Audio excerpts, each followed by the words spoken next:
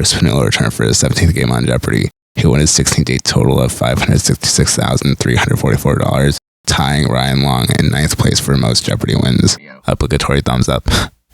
Ken Jennings' instruction was our champion, Cris Pannullo, took home nearly $40,000 yesterday, and that's despite a Final Jeopardy miss. He now ranks in the top 5 all-time for Jeopardy winnings. That means only myself, James Holzhauer, Amy Schneider, and Matt Amodio have won more Jeopardy bucks than Cris, and in fact, at the 16-game mark, he's ahead of where I was in winnings at this point.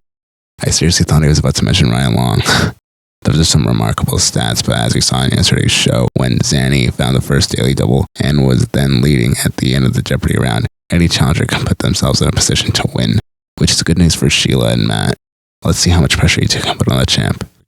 I swear he introduced one of Mattea's games, telling her challengers, let's see how much pressure you two can put on the champ. Jeopardy offer to secure the win. That could be good news for our challengers, Angela and Enver. Let's see how much pressure you two can put on the champ. Speaking of Mattea, if you're counting tournament wins, she's still ahead of Cris at that point because she won $10,000 extra in the Tournament of Champions since she ended up in third. Second and third place each received $10,000. Cris was in the red at negative $1,000. For the second game in a row, one of Cris's challengers got the first daily double and made it a true daily double.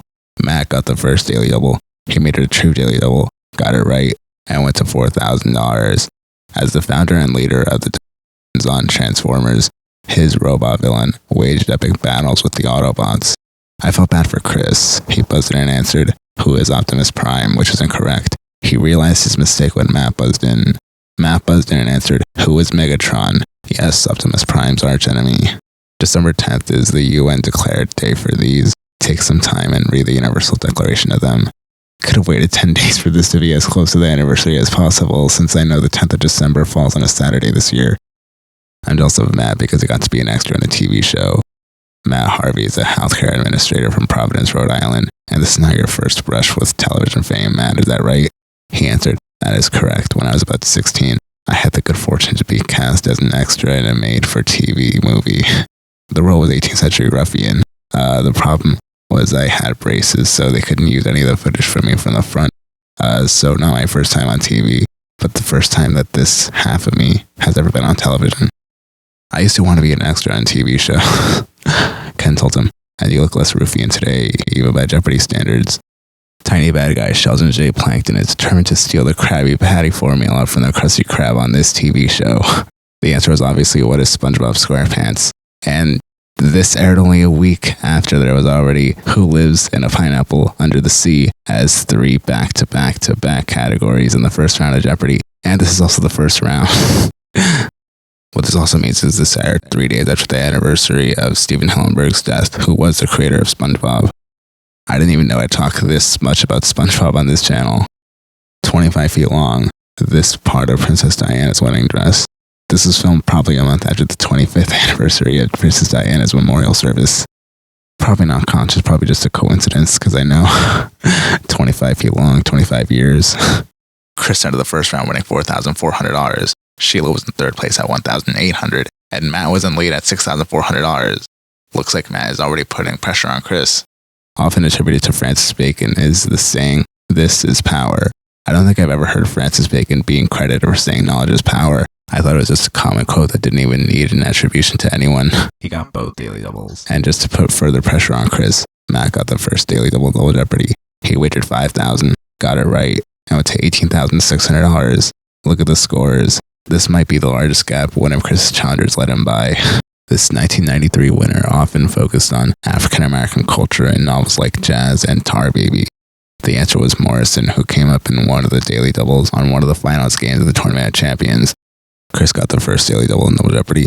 He made it a true daily double, got it right, and went to $24,800. Not counting tournaments, this was the most money bet on a daily double in season 39, and it was a true daily double. Only then did Cris take the lead. And it's this far in the round. A 1998 Nobel rewarded work that revealed nitric oxide's role in triggering this, the expansion of blood vessels. Cris buzzed in and answered, "What is dilation?" Then answered wrong when asked to be more specific. Then Matt buzzed in and answered, "What is vasodilation?" This is a crucial moment because Cris was in the lead by almost $9,000. Now he's barely in the lead by a margin of over $4,000. Matt in Double Jeopardy winning $21,400. Sheila was in second place at $4,200, and Cris was barely in the lead at $24,000. The final Jeopardy category was names in U.S. history. The question was, this father was the only man among the 13 plaintiffs in a class action case filed in 1951. I was trying way too hard to think, and the answer was Brown. Yes, the case that later became the landmark Brown v. Board of Education in front of the Supreme Court that desegregated public schools. How did I not get this right? I usually concentrate on events that happened then. Sheila and Cris answered correctly. Cris wagered $20,000 and went to $44,000. I'm surprised he didn't add $221. This game was very similar to Mattea's 18th game when Mattea and Renee both scored over $20,000 by the end of Double Jeopardy. In both games, the challenger answered wrong, and the returning super champion answered correctly. The only difference is, if Cris also answered wrong, then Sheila would have won, whereas Mattea would have won whether she was right or wrong. How will Chris's 18th game turn out? A lot of fans are saying Matt should be in the next Second Chance tournament. I can definitely see that. I can definitely see that. My only question is, there were 2 last time per super champion. How would this one work out? I mean, Matt definitely does have a case. He's now at a 17-day total of $610,344. And as always, thank you for watching.